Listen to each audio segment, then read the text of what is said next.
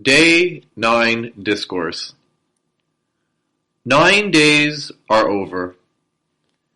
Now is the time to discuss how to make use of this technique in daily life. This is of the utmost importance. Dhamma is an art of living. If you cannot use it in daily life, then coming to a course is no better than performing a ritual or ceremony. Everyone faces unwanted situations in life. Whenever something unwanted happens, one loses the balance of one's mind and starts generating negativity. And whenever a negativity arises in the mind, one becomes miserable. How is one not to generate negativity, not to create tension? How is one to remain peaceful and harmonious?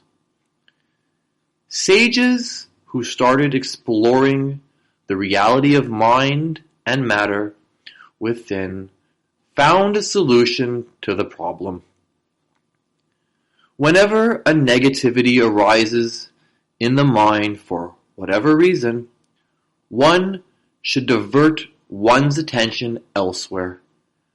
For example, one might get up, drink some water, start counting, or start reciting the name of a deity or saintly person towards whom one has devotion.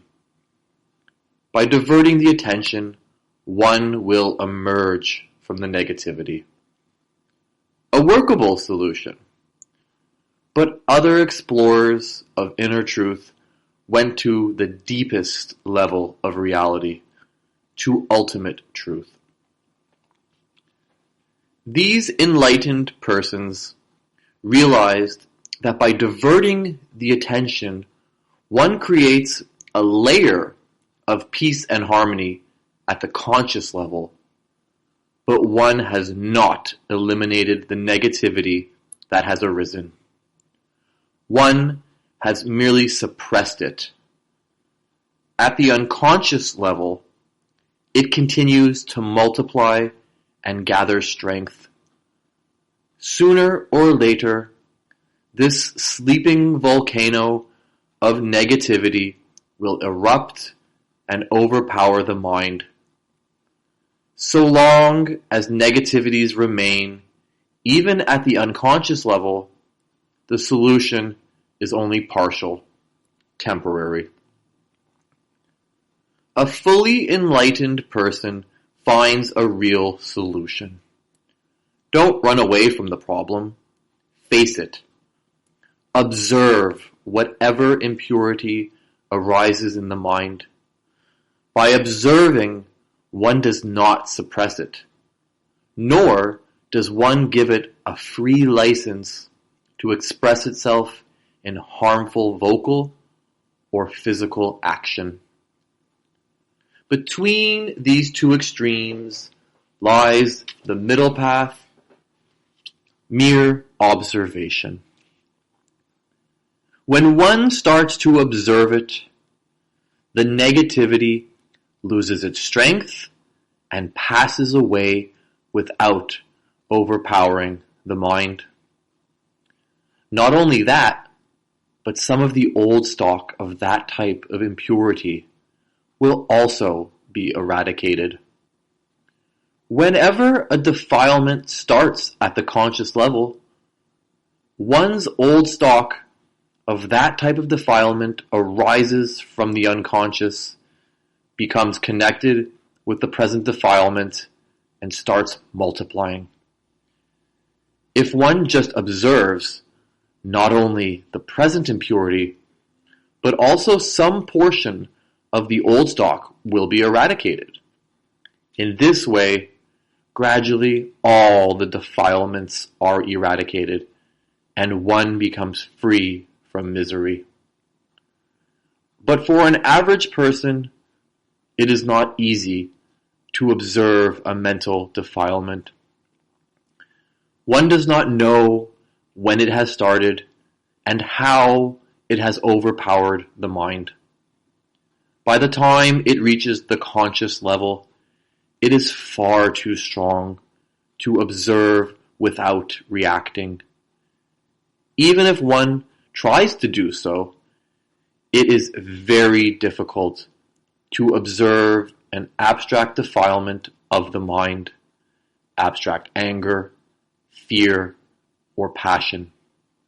Instead, one's attention is drawn to the external stimulus of the defilement, which will only cause it to multiply. However, enlightened persons discovered that whenever a defilement arises in the mind, simultaneously two things start happening at the physical level. Respiration will become abnormal, and a biochemical reaction will start within the body, a sensation. A practical solution was found. It is very difficult to observe abstract defilements in the mind, but with training, one can soon learn to observe respiration and sensation, both of which are physical manifestations of the defilements. By observing a defilement in its physical aspect, one allows it to arise and pass away without causing any harm. One becomes free from the defilement. It takes time to master this technique, but as one practices, gradually one will find that in more and more external situations in which previously one would have reacted with negativity, now one can remain balanced. Even if one does react, the reaction will not be so intense or prolonged as it would have been in the past. A time will come when in the most provoking situation, one will be able to heed the warning given by respiration and sensation and will start observing them even for a few moments. These few moments of self-observation will act as a shock absorber between the external stimulus and one's response. Instead of reacting blindly, the mind remains balanced, and one is capable of taking positive action that is helpful to oneself and others. You have taken a first step towards eradicating your defilements and changing the habit pattern of the mind by observing sensations within yourself. From the time of birth, one is trained always to look outside. One never observes oneself, and therefore one is incapable of going to the depths of one's problems. Instead, one looks for the cause of one's misery outside, always blaming others for one's unhappiness. One sees things from only one angle, a partial view, which is bound to be distorted. And yet, one accepts this view as the full truth. Any decision made with this incomplete information will only be harmful to oneself and others. In order to see the totality of the truth, one must view it from more than one angle. This is what one learns to do by the practice of vipassana, to see reality not only outside, but inside as well. Seeing from only one angle, one imagines that one's suffering is caused by other people, by an external situation. Therefore, one devotes all one's energy to changing others, to changing the external situation. In fact, this is a wasted effort.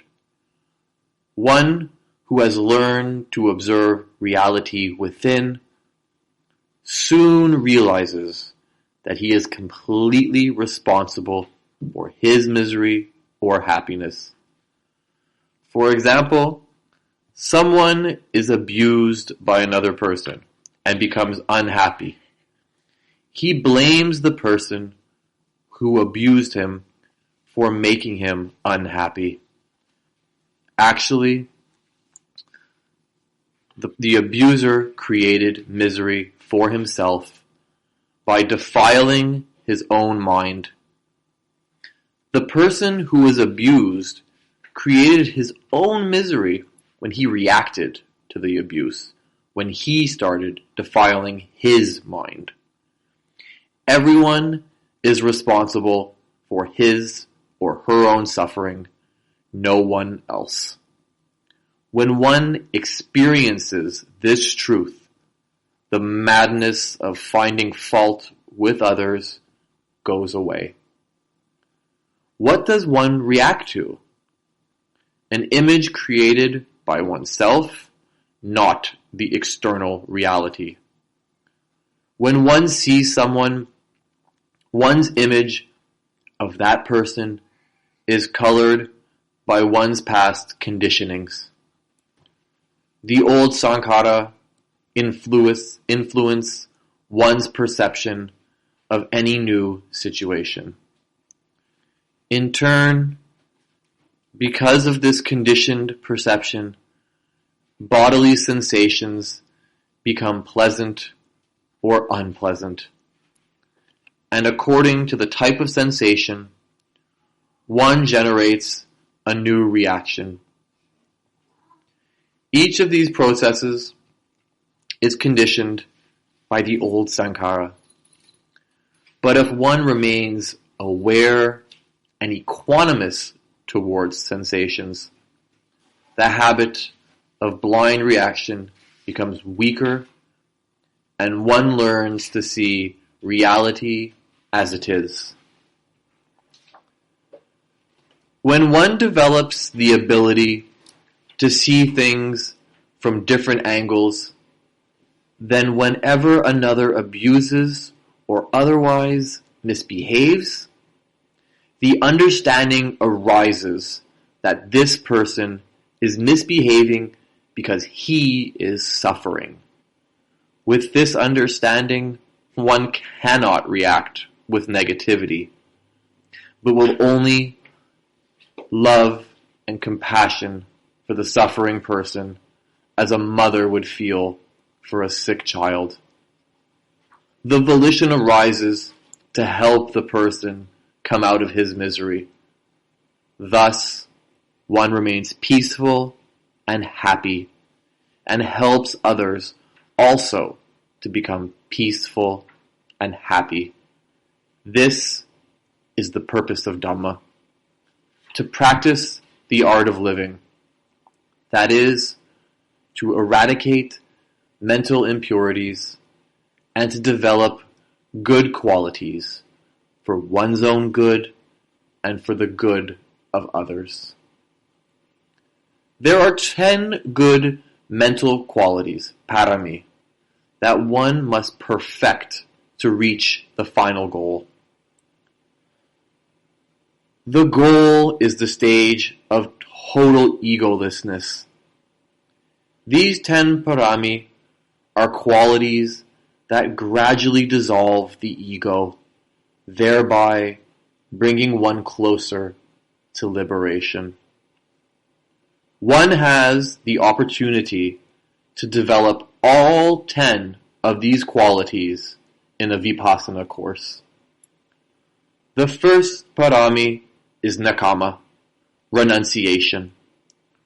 One who becomes a monk or a nun renounces the householder's life and lives without personal possessions, even having to beg for his or her daily food. All this is done for the purpose of dissolving the ego. How can a lay person develop this quality? In a course like this, one has the opportunity to do so, since here one lives on the charity of others, accepting whatever is offered as food, accommodation, or other facilities. One gradually develops the quality of renunciation. Whatever one receives here, one makes best use of it, working hard to purify the mind not only for one's own good, but also for the good of the unknown person who donated on one's behalf. The next parami is sila, morality. One tries to develop this parami by following the 5 precepts at all times, both during a course and in daily life. There are many obstacles which make it difficult to practice sila in worldly life. However, here in a meditation course, there is no opportunity to break the precepts because of the heavy program and discipline. Only in speaking is there any likelihood of one's deviating from strict observance of morality. For this reason, one takes a vow of silence for the first 9 days of the course. In this way, at least within the period of the course, one keeps sila perfectly.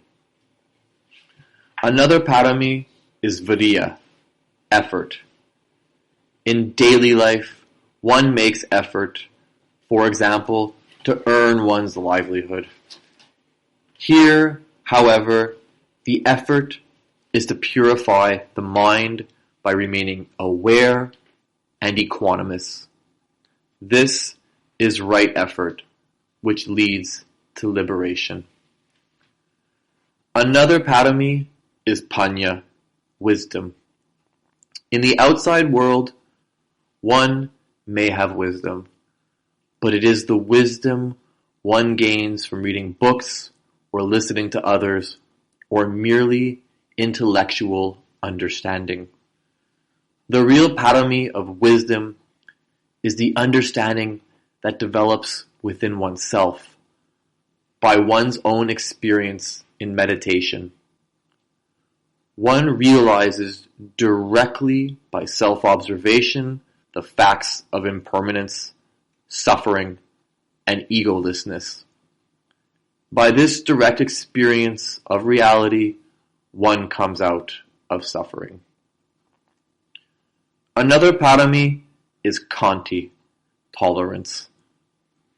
At courses like this, working and living together in a group, one may find oneself becoming disturbed and irritated by the actions of another person. But soon as one realizes that the person causing a disturbance is ignorant of what he is doing or a sick person, the irritation goes away and one feels only love and compassion for that person. One has started developing the quality of tolerance. Another parami is sakka, truth. By practicing sila, one undertakes to maintain truthfulness at the vocal level. However, Saka must also be practiced in a deeper sense. Every step on the path must be a step with truth, from gross, apparent truth to subtler truths to ultimate truth. There is no room for imagination. One must always remain with the reality that one actually experiences at the present moment. Another parami is adhitan, strong determination. When one starts a vipassana course, one makes a determination to remain for the entire period of the course. One resolves to follow the precepts, the rule of silence, all the discipline of the course. After the introduction of the technique of vipassana itself, one makes a strong determination to meditate for the entire hour during each group sitting without opening eyes, hands, or legs. At a later stage on the path, this parami will be very important. When coming close to the final goal, one must be ready to sit without break until reaching liberation. For this purpose, it is necessary to develop strong determination. Another parami is metta, pure, selfless love. In the past, one tried to feel love and goodwill for others, but this was only at the conscious level of the mind. At the unconscious level, the old tensions continued. When the entire mind is purified, then from the depths, one can wish for the happiness of others. This is real love, which helps others and helps oneself as well. Yet another parami is upekkha, equanimity. One learns to keep the balance of the mind not only when experiencing gross, unpleasant sensations or blind areas in the body, but also in the face of subtle, pleasant sensations. In every situation, one understands that the experience of that moment is impermanent, bound to pass away. With this understanding, one remains detached, equanimous. The last parami is dana, charity, donation. For a layperson, this is the first essential step of Dhamma.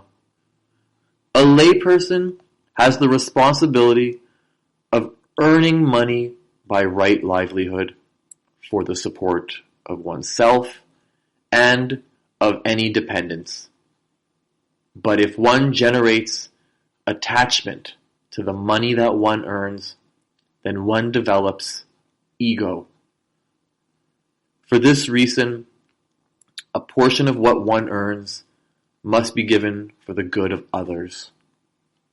If one does this, ego will not develop, since one understands that one earns for one's own benefit and also for the benefit of others. The volition arises to help others in whatever way one can, and one realizes that there can be no greater help to others than to help them learn the way out of suffering. In a course like this, one has a wonderful opportunity to develop these parami. Whatever one receives here is donated by another person. There are no charges for room and board, and certainly none for the teaching. In turn, one is able to give a donation for the benefit of someone else. The amount one gives will vary according to one's means. Naturally, a wealthy person will wish to give more, but even the smallest donation, given with proper volition, is very valuable in developing this parami. Without expecting anything in return, one gives so that others may experience the benefits of Dhamma and may come out of their suffering. Here you have the opportunity to develop all of the parami. When all these good qualities are perfected, you will reach the final goal. Keep practicing to develop them little by little. Keep progressing on the path of Dhamma, not only for your own benefit and liberation, but also for the benefit and liberation of many. May all suffering beings find pure Dhamma and be liberated. May all beings be happy. Bhavatu Sava Mangalam.